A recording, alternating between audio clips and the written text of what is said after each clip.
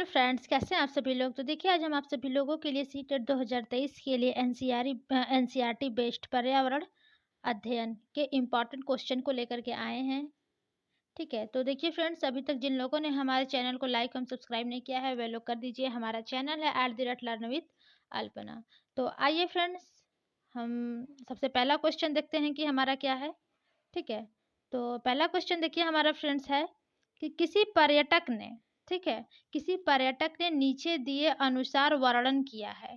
कोई एक पर्यटक है, उसने कुछ अपना वर्णन दिया है। देखिए क्या है कि मैं एक गांव में हूँ। ठीक है, मैं एक गांव में हूँ, भारी वर्षा यहाँ की सामान्य विशेषता है, इसलिए यहाँ के गांव के लोगों ने अपने घर बांस के खंभों पर धरती से लगभग 10 से 12 फुट अर्थात 3 से 3.5 मीटर की ऊंचाई पर, ठीक है, पर बनाए हैं। ये घर भीतर से भी लकड़ी के बने हैं।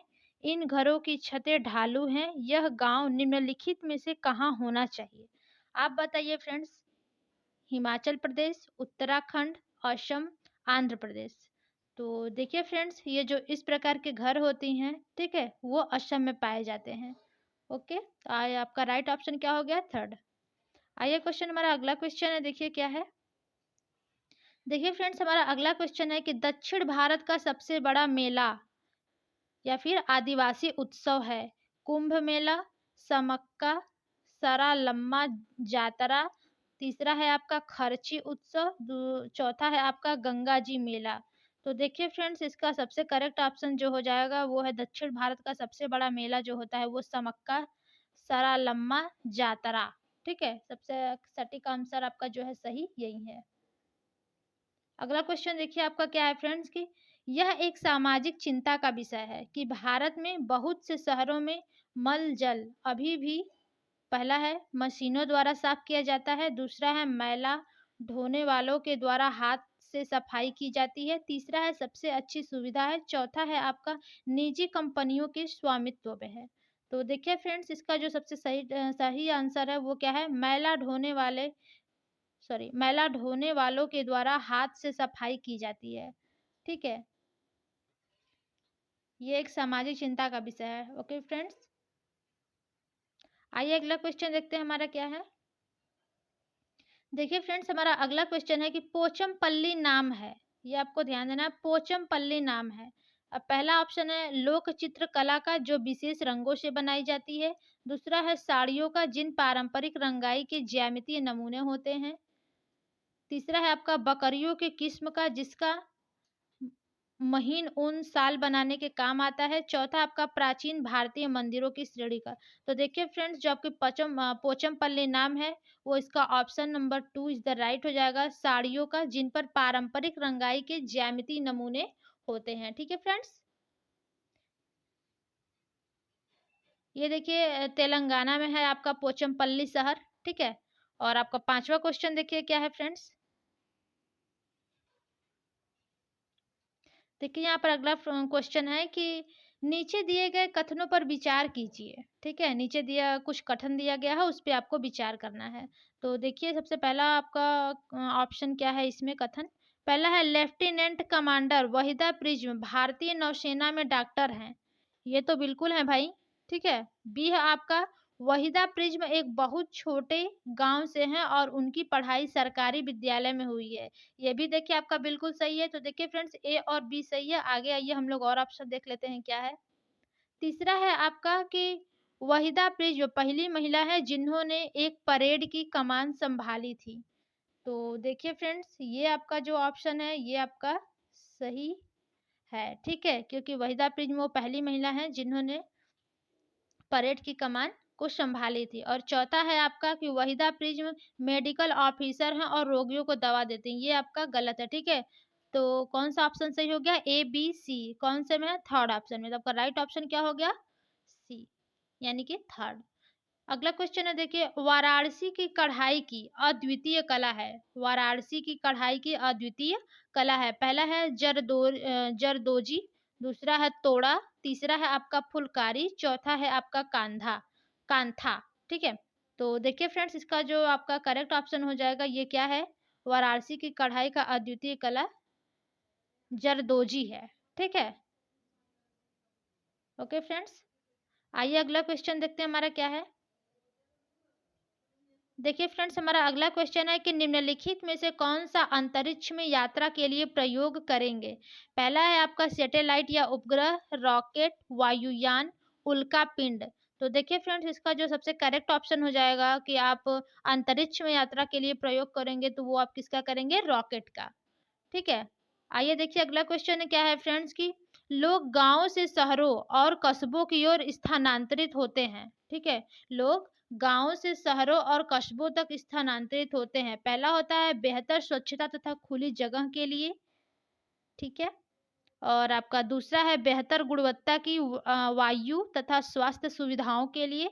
तीसरा है आपका बेहतर रोजगार के अवसर तथा शैक्षिक सुविधाओं के लिए। चौथा है आपका बेहतर गुणवत्ता का जल तथा सामाजिक नियमों के लिए। तो हमने आपसे फ्रेंड पहले ही कहा है कि जहां पर आपका अवसर दिख जाएगा वहीं पर आपका करेक्ट आंसर हो जाएगा। ठीक है, तो आपका राइट ऑप्शन क्या हो जाएगा, थर्ड। आइए फ्रेंड्स अगला क्वेश्चन देखते हैं क्या है। अगला क्वेश्चन है फ्रेंड्स कि हम शहरी क्षेत्रों में यह देखते हैं कि अधिकांश कुएं जो लगभग 40 वर्ष पूर्व पानी भरने के लिए उपयोग किए जाते थे अब सूख गए हैं। ठीक है। इन कुओं में पानी के सूखने के नीचे दिए गए संभावित कारणों पर विचार कीजिए।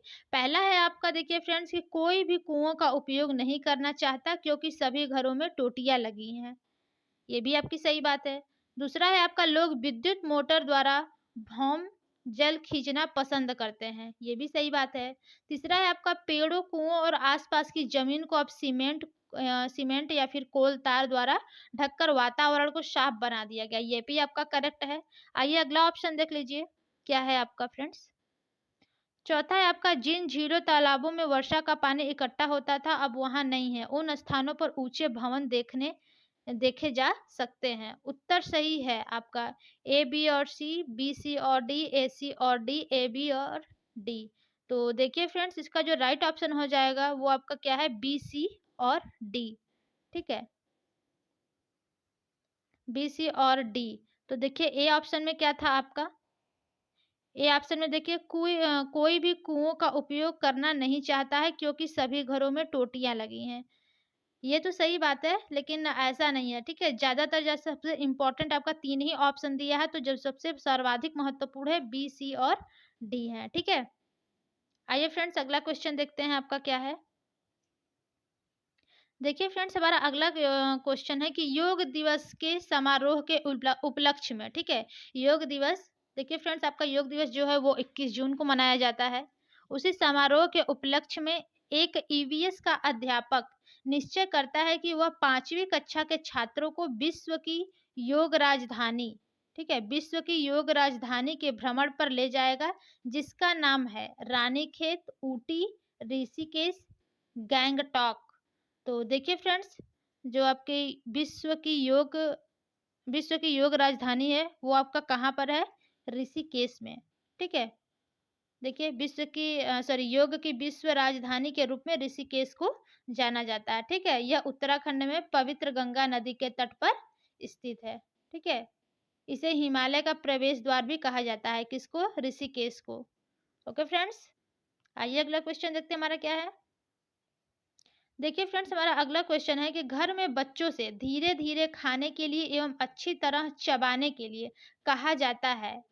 इसका सबसे उपयुक्त कारण है वे कम खाते हैं, उनके दांत सुरक्षित रहते हैं, वे खाते समय पानी नहीं पीते, और लास्ट ऑप्शन है आपका उनके भोजन का पाचन सही ढंग से नहीं होता है। सही विकल्प चुनिए। अब बताइए फ्रेंड्स कि जो बच्चों को घर में धीरे धीरे खाने के लिए या फिर अच्छी तरह चबाने के लिए कहा जाता है, इसका सबसे उपयुक्त कारण क्या है, यानी कि क्यों कहा जाता है।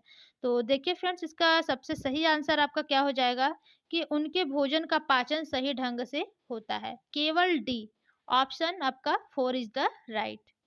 आइए फ्रेंड्स अगला क्वेश्चन देखते हैं हमारा क्या है। देखिए हमारा अगला क्वेश्चन है कि सड़कों का सर्वोच्च वर्ग जो अधिकतर 6 पथ या अधिक का होता है क्या कहलाते हैं।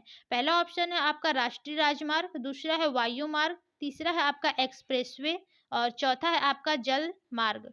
ठीक है, तो देखिए फ्रेंड, जो सड़कों का सर्वोच्च वर्ग जो अधिकतर 6 पथ या अधिक का होता है उन्हें क्या कहा जाता है, तो उन्हें देखिए फ्रेंड्स एक्सप्रेसवे कहा जाता है। ठीक है। अगला क्वेश्चन है देखिए फ्रेंड्स आपका कि निम्नलिखित पहेली हल कीजिए। ठीक है, तो देखिए आपका ये पहेली है। सिर पर मेरे ताज है, सुंदर नाच दिखाता हूँ, सुंदर पंखों पर नाच है, मैं हूँ। अब कौन है ये? पहला ऑप्शन तोता, दूसरा है आपका फाख्ता, तीसरा है आपका बत्तख या फिर सुरखाब, चौथा है आपका मोर। तो देखिए फ्रेंड्स, जो इसका आपका राइट ऑप्शन हो जाएगा वो क्या है? बत्तख। ठीक है, सॉरी, एक मिनट, बत्तख नहीं होगा, ये मोर होगा। ठीक है, सिर पर मेरे ताज, सुंदर नाच दिखाता हूँ, सुंदर पंखों पर नाज है, मैं हूँ मोर। ठीक है, आइए फ्रेंड्स अगला क्वेश्चन आपका देखते हैं क्या है। देखिए फ्रेंड्स, हमारा अगला क्वेश्चन है कि दमन एवं दीव को लोकप्रिय कला एवं शिल्पकारी है। ठीक है, दमन दीव की जो लोकप्रिय कला और शिल्पकारी है वो क्या है? पहला ऑप्शन है बांस की शिल्पकारी, दूसरा है बरली चित्रकारी, तीसरा है पत्थर की शिल्पकारी और चौथा है आपका कछुए के कवच की शिल्पकारी। तो देखिए फ्रेंड्स, जो आपके दमन और दीव का लोकप्रिय कला एवं शिल्पकारी है वो आपकी कछुए के कवच की शिल्पकारी है। ठीक है, ये वहाँ की लोकप्रिय है। ओके फ्रेंड्स, आइए अगला क्वेश्चन देखते हैं हमारा क्या है। देखिए फ्रेंड्स, हमारा अगला क्वेश्चन है कि विटामिनों तथा खनिज लवणों को सूक्ष्म पोषक तत्व कहा जाता है, क्योंकि? ठीक है, जो विटामिन है आपके और जो खनिज लवण है उनको सूक्ष्म तत्व क्यों कहा जाता है, यहाँ पे आपको बताना है। तो देखिए फ्रेंड्स, हमारा पहला ऑप्शन है आपका, इनको केवल कृत्रिम संपूरकों द्वारा प्राप्त किया जाता है। देखिए फ्रेंड्स, हमने आपको पहले ही बताया है, जिस ऑप्शन में आपका केवल आ जाएगा वहां पर वो आपका निगेटिव ऑप्शन हो जाएगा। ठीक है, तो ये तो आपका गलत हो गया। अगला ऑप्शन देखिए, इनकी कमी या फिर अभाव से विविध प्रकार के रोग हो जाते हैं। ठीक है, और तीसरा है मनुष्यों में इनकी आवश्यकता कम मात्रा में होती है और चौथा है आपका, ये सभी खाद्य पदार्थों के महत्वपूर्ण घटक है। तो देखिए फ्रेंड्स, इसका जो सटीक सही आंसर हो जाएगा वो आपका क्या हो जाएगा? मनुष्यों में इनकी आवश्यकता कम मात्रा में होती है। ठीक है, आपका करेक्ट ऑप्शन क्या हो जाएगा? थर्ड। आइए फ्रेंड्स अगला क्वेश्चन देखते हैं हमारा क्या है। देखिए फ्रेंड्स, ये आपका काफ़ी लंबा क्वेश्चन है, थोड़ा ध्यान से देखिएगा। ठीक है, तो देखिए हमारा क्वेश्चन है कि निम्नलिखित में से कौन से कथन इस तथ्य को स्पष्ट करते हैं कि पर्यावरण अध्ययन अंतः आनुवंशिक विषय है। ठीक है, कौन सा कथन आपको स्पष्ट करता है कि पर्यावरण अध्ययन जो है वो एक अंतः अनुशासनिक विषय है। ठीक है, तो पहला ऑप्शन देखिए आपका फ्रेंड्स है कि यह पर्यावरण के सभी पहलुओं को समझने के लिए विभिन्न विषयों के ज्ञान को एकत्रित करता है। ठीक है, दूसरा है आपका, यह विविध रूप से अवधारणाओं को शामिल करने वाला एक अंतः अनुशासनिक क्षेत्र है। तीसरा ऑप्शन है आपका, यह जैविक सामाजिक व सांस्कृतिक पर्यावरण में होने वाली अंतःक्रिया का क्षेत्र है। और चौथा है देखिए आपका यहाँ पर कि यह जैविक और जीवेतर घटकों के मध्य परस्पर आश्रितता एवं अंतःक्रिया करने वाला क्षेत्र है। और आपका देखिए फ्रेंड्स, लास्ट ऑप्शन है आपका पांचवा ई, कि यह उच्च प्राथमिक कक्षाओं के विज्ञान एवं सामाजिक विज्ञान विषयों की पूर्व तैयारी करता है। ठीक है, तो देखिए फ्रेंड्स, इसका जो आपका करेक्ट ऑप्शन हो जाएगा वो आपका कौन कौन सा है? देखिए राइट ऑप्शन आपका ए है यहाँ पर कि यह पर्यावरण सभी पहलुओं को समझने के लिए विभिन्न विषयों को विज्ञान को एकत्रित करता है। ठीक है, और बी ऑप्शन है, यह विविध रूप में अवधारणाओं को शामिल करने वाला एक अंतः अनुशासनिक क्षेत्र, ये भी आपका करेक्ट है। देखिए फ्रेंड्स, और देखिए आपका थर्ड है, यह जैविक सामाजिक व सांस्कृतिक पर्यावरण में होने वाली अंतःक्रिया का क्षेत्र, ये भी करेक्ट है। लेकिन देखिए जो आपका डी है, यह जैविक और जीवेतर घटकों के मध्य परस्पर अस्थिरता एवं अंतःक्रिया करने वाला क्षेत्र है, ये बिल्कुल नहीं है। ठीक है, और लास्ट ऑप्शन क्या था आपका? यह उच्च प्राथमिक कक्षाओं के विज्ञान एवं सामाजिक विज्ञान विषयों की पूर्व तैयारी है, ये भी आपका गलत है। तो देखिए फ्रेंड्स, आपका राइट ऑप्शन क्या हो जाएगा? A B C. ठीक है, तो देखिए कौन से ऑप्शन में है ए बी सी? पहला ऑप्शन में, तो आपका पहला ऑप्शन क्या हो जाएगा? Is the right. आइए फ्रेंड्स अगला क्वेश्चन हमारा क्या है देखते हैं। देखिए फ्रेंड्स, हमारा अगला क्वेश्चन है इसमें, सॉरी फ्रेंड्स, इसमें देखिए आपके दो ही ऑप्शन दिए हैं बट ये दोनों, आइए पहले क्वेश्चन देख लेते हैं कि पर्यावरण अध्ययन में थीम आधारित पद्धति सहायक है। ठीक है, पर्यावरण में थीम आधारित पद्धति सहायक होती है। पहला है ऑप्शन आपका कि सभी प्रत्ययों एवं विषयों को शामिल करने में, दूसरा है आपका पर्यावरण के प्रति संवेदनशीलता विकसित करने में। और देखिए फ्रेंड्स, इसमें आपके 2 ही ऑप्शन दिए हैं, 2 ऑप्शन इसमें क्रैप हो गए हैं, तो हम आपको देखिए बता दे रहे हैं कि ये दोनों ही ऑप्शन गलत है कि पर्यावरण अध्ययन में थीम आधारित पद्धति सहायक होती है। तो वो देखिए फ्रेंड्स, ज्ञान को संपूर्णता से अर्जित करने में सहायक होती है, ठीक है? फ्रेंड्स देखिए, आप लोग कॉपी पेन अपना लेकर के बैठिए, जो भी इसमें कुछ गलतियाँ हो गई हैं, छूट गया है, उसको हम आपको नोट करा देते हैं, ठीक है? तो आप लोग इस क्वेश्चन का आंसर नोट कर लीजिएगा कि ज्ञान को संपूर्णता से अर्जित करने में, ठीक है?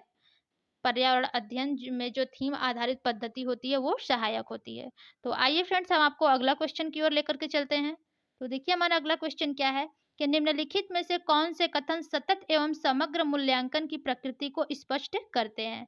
पहला ऑप्शन है आपका फ्रेंड्स कि यह पाठ तथा साल के अंत में होने वाला आकलन है, ठीक है? और दूसरा ऑप्शन है फ्रेंड्स आपका, यह सीखने के लिए के बजाय सीखे गए का आकलन है। सी ऑप्शन है आपका, यह रचनात्मक रूप से सीखने के अवसर उपलब्ध कराना है। डी ऑप्शन है आपका कि यह सीखे गए के बजाय सीखने के लिए का आकलन है। तो देखिए फ्रेंड्स, इसका जो सबसे करेक्ट ऑप्शन है, ये आपका देखिए जो था कि यह पाठ तथा साल के अंत में होने वाला आकलन है, ये आपका गलत है, ठीक है? सतत मूल्यांकन पाठ के अंत पाठ के या फिर साल के अंत में नहीं होता है, ठीक है? दूसरा क्या था आपका कि यह सीखने के लिए के बजाय सीखे गए का आकलन है, ये भी आपका गलत है। और तीसरा है आपका, यह रचनात्मक रूप से सीखने के अवसर। देखिए फ्रेंड्स, हमने आपको पहले ही बताया है, जिस ऑप्शन में आपका अवसर आ जाता है, ठीक है, वो आपका पॉजिटिव आंसर हो जाता है। और डी है आपका, यह सीखे गए के बजाय सीखने के लिए का आकलन है, ये भी आपका करेक्ट है। तो आपका राइट ऑप्शन कौन सा हो जाएगा? थर्ड, ठीक है? आइए फ्रेंड्स, हम आपको अगली क्वेश्चन की तरफ लेकर चलते हैं। तो देखिए हमारा अगला क्वेश्चन है, ईवीएस और सीसीई का अर्थ है, ठीक है? पहला ऑप्शन है आपका सतत एवं संचयी मूल्यांकन, दूसरा ऑप्शन है आपका संचयी एवं संज्ञानात्मक मूल्यांकन, तीसरा है आपका व्यापक एवं संचयी मूल्यांकन, चौथा है आपका सतत एवं व्यापक मूल्यांकन। तो देखिए फ्रेंड्स, ईवीएस में सीसीई का क्या अर्थ होता है, ठीक है? तो देखिए फ्रेंड्स, इसका जो आपका राइट आंसर हो जाएगा वो हो जाएगा सतत एवं व्यापक मूल्यांकन, ठीक है? ईवीएस में सीसीई का अर्थ होता है सतत एवं व्यापक मूल्यांकन। आइए फ्रेंड्स, हमारा अगला क्वेश्चन है, देखिए। देखिए फ्रेंड्स, हमारा अगला क्वेश्चन है कि निम्नलिखित में से कौन से कथन पर्यावरण अध्ययन के उद्देश्य, यहाँ पर फ्रेंड्स आपको बताना है कि पर्यावरण के उद्देश्य कौन से हैं, ठीक है? देखिए ऑप्शन में क्या-क्या दे दिया है आपका, 2-2 ऑप्शन दिया है 2 में और 3-3 ऑप्शन का ग्रुप बना के दिया है, ठीक है? तो आइए सबसे पहले हम लोग क्वेश्चन का ऑप्शन देख लेते हैं कि क्या दिया है, ठीक है? तो देखिए फ्रेंड्स, पहला है आपका कि पर्यावरण के बारे में प्रत्यक्ष जानकारी, परिभाषाएँ और विवरण प्रदान करना। ये तो आपका देखिए बिल्कुल ही नहीं होगा फ्रेंड्स, पर्यावरण का उद्देश्य कि आप इसके बारे में प्रत्यक्ष जानकारी, परिभाषाएँ और विवरण प्रदान करें। क्योंकि देखिए पर्यावरण में जैसे कि जो भी होता है फ्रेंड्स, आप बच्चों को हर जगह नहीं लेकर जा सकते हैं, ठीक है? उनको आप दृश्य श्रव्य सामग्री के माध्यम से और चीज़ों को बता सकते हैं, ठीक है? और दूसरा ऑप्शन देखिए फ्रेंड्स कि मौजूदा पर्यावरणीय मुद्दों के प्रति संवेदनशीलता विकसित करना, ये आपका देखिए सही हो सकता है, ठीक है? अगला ऑप्शन है आपका परिवेश से अंतःक्रिया करके स्वयं ज्ञानार्जन करने की स्थितियाँ बनाना, ये भी देखिए आपका सही है। और डी ऑप्शन है आपका पर्यावरणीय समस्याओं को दूर करने की कुशलता विकसित करना, ये भी आपका देखिए फ्रेंड्स सही है। तो बी, सी, डी ये देखिए आपके फ्रेंड्स तीनों ऑप्शन सही है। तो देखिए कौन से ऑप्शन में बी, सी और डी है। तो देखिए फ्रेंड्स, आपके ये थर्ड ऑप्शन में बी, सी, डी है, इसलिए आपका करेक्ट आंसर क्या हो जाएगा? थर्ड। आइए फ्रेंड्स, अगला क्वेश्चन देखते हैं हमारा क्या है।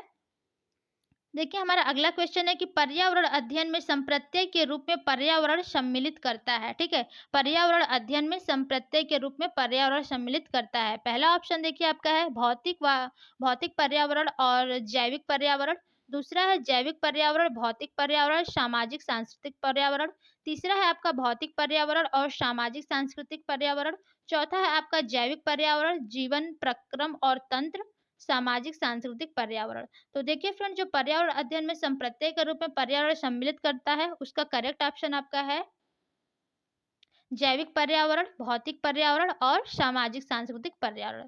तो इस क्वेश्चन का आपका राइट ऑप्शन कौन सा हो जाएगा? 2। आइए फ्रेंड्स, अगला क्वेश्चन देखते हैं हमारा क्या है। देखिए फ्रेंड्स, हमारा अगला क्वेश्चन है कि सुबह स्कूल बस का इंतजार करते समय मोना अपने बेटे जयेश को आज आयोजित होने वाली पर्यावरण अध्ययन परीक्षा के लिए तथ्य और परिभाषाएं पूछ रही है, ठीक है? देखिए एक स्कूल का बस इंतजार करते हुए एक मोना है, ठीक है? वो अपने बेटे जयेश से आज आयोजित होने वाली पर्यावरण अध्ययन परीक्षा के लिए कुछ तथ्य या परिभाषाएँ पूछ रही है, ठीक है? तो इसमें आपको बताना है फ्रेंड्स कि निम्नलिखित में से कौन से कथन जयेश को सीखने में सबसे बड़ी बाधाएँ हैं? यहाँ पर देखिए फ्रेंड्स आपको बाधा पूछा है, ठीक है?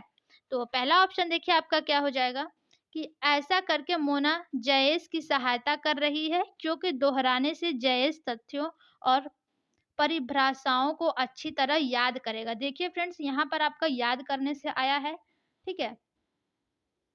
और देखिए दूसरा क्वेश्चन का ऑप्शन है आपका कि ऐसा करके मोना जयेश की सहायता कर रही है क्योंकि तथ्यों और परिभाषाओं को सुबह के समय अच्छी तरह से याद किया जा सकता है। ठीक है? और सी ऑप्शन है आपका फ्रेंड्स कि ऐसा करके मोना प्राकृतिक जिज्ञासा को पोषण कर रही है, ये आपका गलत हो जाएगा, ठीक है? डी है आपका ऐसा करके मोना प्रक्रिया कौशल विकसित कर रही है, ये भी आपका गलत हो जाएगा। तो इसमें देखिए फ्रेंड्स ए और बी, ठीक है? यही आपका करेक्ट है। तो आपका कौन से ऑप्शन में है? फोर्थ ऑप्शन में ए और बी, तो आपका fourth option is the right हो जाएगा। आइए फ्रेंड्स अगला क्वेश्चन देखते हैं हमारा क्या है? देखिए हमारा अगला क्वेश्चन है कि ईवीएस की पाठ्यपुस्तक उद्देशित है, ठीक है? बाल केंद्रित, शिक्षक केंद्रित, तीसरा है आपका विषय केंद्रित, चौथा है आपका समुदाय केंद्रित। तो देखिए फ्रेंड जो ईवीएस की पाठ्यपुस्तक है वो क्या है? वो देखिए बाल केंद्रित है और समुदाय केंद्रित है। ओके फ्रेंड, न तो शिक्षक केंद्रित है न तो विषय केंद्रित है। ए और डी कौन से ऑप्शन में? ऑप्शन नंबर फोर्थ में। तो आपका राइट ऑप्शन क्या हो जाएगा? फोर्थ। अगला क्वेश्चन देखिए फ्रेंड्स क्या है हमारा? देखिए फ्रेंड्स हमारा अगला क्वेश्चन है कि कक्षा 4 के विद्यार्थियों को भोजन पढ़ाते हुए रुक्मिणी ने विद्यार्थियों को एक लोकप्रिय भोजन चाट खिलाया, ठीक है? उसने विद्यार्थियों से इसके स्वाद का वर्णन करने तथा चाट में प्रयोग की गई सामग्री का अनुमान लगाने को कहा। यह उपागम निम्नलिखित में से किस प्रकार के प्रक्रिया कौशल को विकसित करने में सहायक है? पहला ऑप्शन है देखिए फ्रेंड्स आपका सैद्धांतिक कौशल, दूसरा है प्रायोगिक कौशल, तीसरा है आपका अवलोकन कौशल और चौथा लास्ट है आपका व्याख्यान करने का कौशल। तो देखिए फ्रेंड्स यहाँ पर आपका जो राइट ऑप्शन हो जाएगा वो आपका हो जाएगा अवलोकन कौशल। ठीक है फ्रेंड्स, देखिए प्रक्रिया कौशल वे प्रक्रियाएं होती हैं जो वैज्ञानिक अनुसंधान करते समय अपनाते हैं, ठीक है? अवलोकन करना, वर्गीकरण करना, संचार करना, मापना, भविष्यवाणी करना और अनुमान लगाना कुछ सामान्य प्रक्रिया कौशल होते हैं, ठीक है? आइए फ्रेंड्स अगला क्वेश्चन देखते हैं।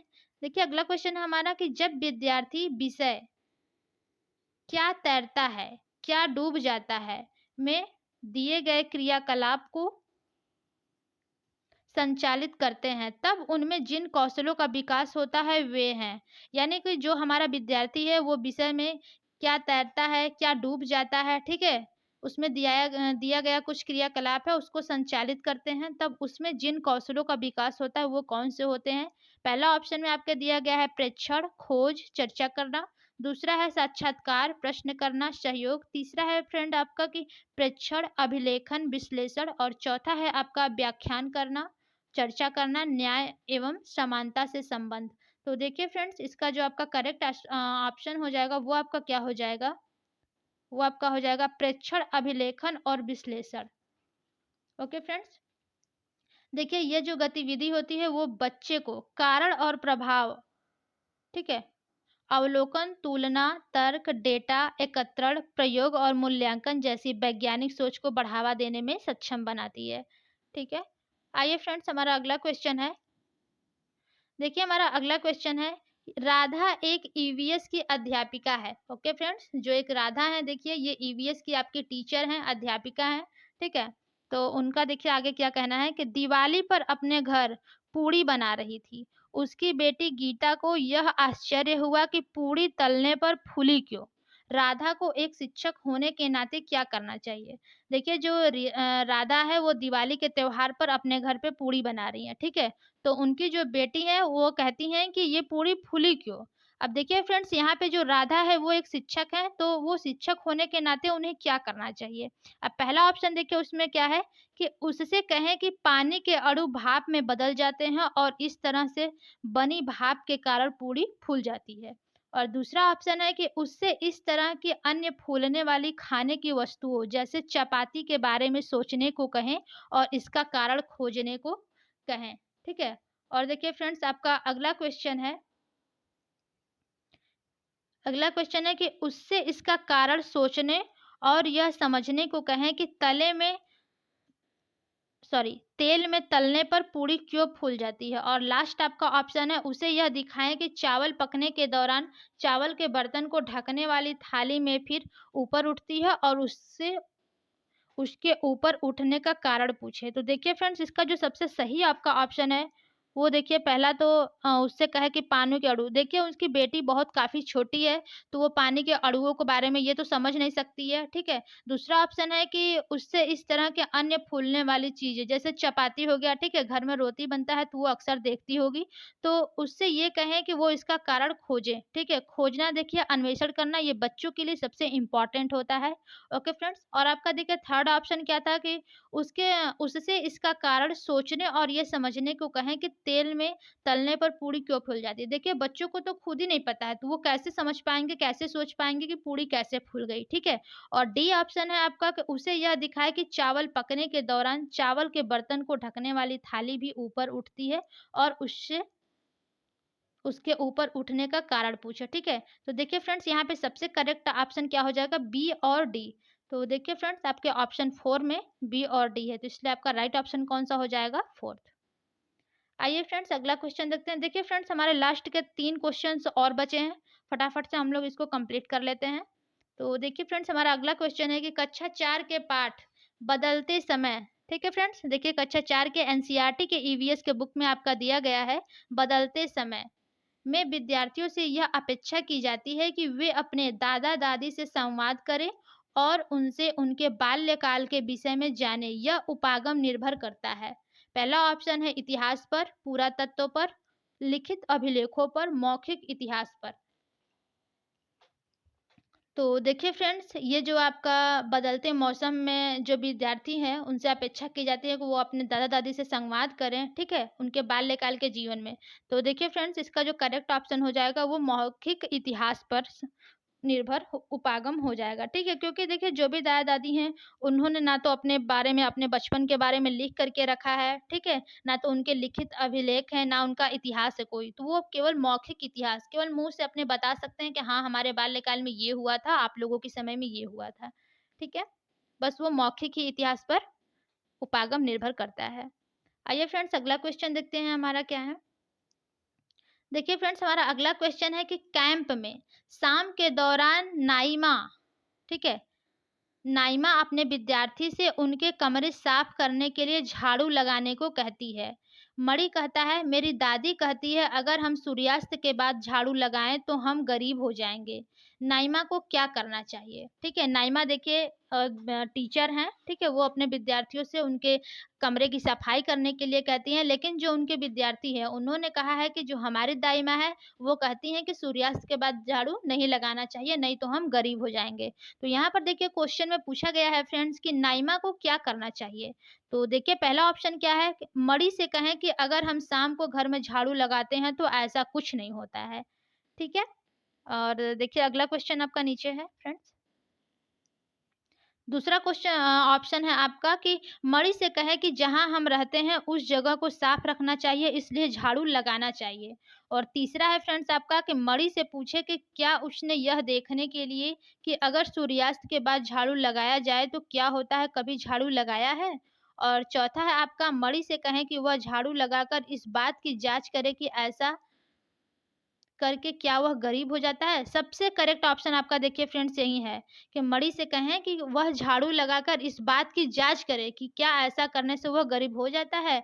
बिल्कुल सही है फ्रेंड्स, आप करके देखिए, आप सुनी-सुनाई बातों को महत्व मत दीजिए, ठीक है? आइए अगला क्वेश्चन देखते हैं फ्रेंड्स क्या है हमारा। देखिए फ्रेंड्स, हमारा अगला क्वेश्चन है कि विद्यार्थियों को अधिगम प्रक्रिया में सक्रिय भाग लेने के लिए प्रोत्साहित किया जाता है, जिससे उनमें प्रक्रिया कौशल का विकास होता है, जो उन्हें जीवन में मदद करेगा, ऐसा विचार निर्भर है। ठीक है? खोज उपागम पर, अन्वेषण विधि पर, संप्रत्यात्मक उपागम पर, अनुभवात्मक अधिगम पर। तो यहाँ पर देखिए फ्रेंड्स क्वेश्चन में क्या पूछा गया है कि विद्यार्थियों को अधिगम प्रक्रिया में सक्रिय भाग लेने के लिए प्रोत्साहित किया जाता है, जिससे उनमें प्रक्रिया कौशल का विकास होता है जो उन्हें जीवन में मदद करेगा। ऐसा विचार किस पे निर्भर करता है? तो देखिए फ्रेंड्स इसका जो आपका करेक्ट आंसर हो जाएगा, ये हो जाएगा ऑप्शन 4 अनुभवात्मक अधिगम पर। ठीक है फ्रेंड्स? तो आइए हम लोग अपना आज का लास्ट क्वेश्चन देखते हैं ईवीएस का, क्या है? देखिए फ्रेंड्स हमारा लास्ट क्वेश्चन है कि चिड़ियाघर की सैर के दौरान विद्यार्थी खरगोश देख रहे थे। किरण ने अध्यापिका से पूछा, देखिए किरण एक विद्यार्थी हैं, ठीक है? उन्होंने अपनी अध्यापिका से पूछा, वह खरगोश कौन-सा है जिसने कछुए के साथ दौड़ लगाई थी? वह कछुआ कहाँ है? ठीक है? ये कहानी तो आप सभी लोगों ने सुना ही होगा कछुआ और खरगोश वाली, ठीक है फ्रेंड्स? तो जो उनकी किरण यानी कि स्टूडेंट है, शिक्षार्थी हैं अध्यापिका की, वो पूछ रही हैं कि वह खरगोश कहाँ है जिसने कछुए के साथ दौड़ लगाई थी और वो कछुआ कहाँ है? अब देखिए आगे क्या है किरण के प्रश्न पर्यावरण अध्ययन अधिगम के किन उद्देश्यों को इंगित करता है, ठीक है? तो पहला ऑप्शन देखिए फ्रेंड्स क्या है, बच्चों को अन्वेषणात्मक गति से गति सॉरी बच्चों को अन्वेषणात्मक गतिविधियों से जोड़ना। दूसरा है बच्चों की सृजनात्मकता का पोषण करना। तीसरा है फ्रेंड्स आपका परिवेशीय मुद्दों पर जागरूकता का विकास करना। और चौथा ऑप्शन है आपका कि वन्य जीवों के प्रति संवेदनशीलता विकसित करना। तो देखिए फ्रेंड्स इसका जो सही ऑप्शन है आपका वो हो जाएगा बच्चों की सृजनात्मकता का पोषण करना। ठीक है फ्रेंड्स? तो देखिए फ्रेंड्स आज के लिए हमारा ये 30 क्वेश्चन ईवीएस का कंप्लीट हुआ। तो अभी लोग फ्रेंड्स देखिए जो लोग हमारे चैनल को लाइक एंड सब्सक्राइब नहीं किए हैं वो लोग कर दीजिए। हमारा चैनल है learn with Alpana. Okay friends मिलते हैं हम लोग अपनी अगली क्लास में सॉरी सीडीपी के क्लास में। तब तक के लिए धन्यवाद। Thank you.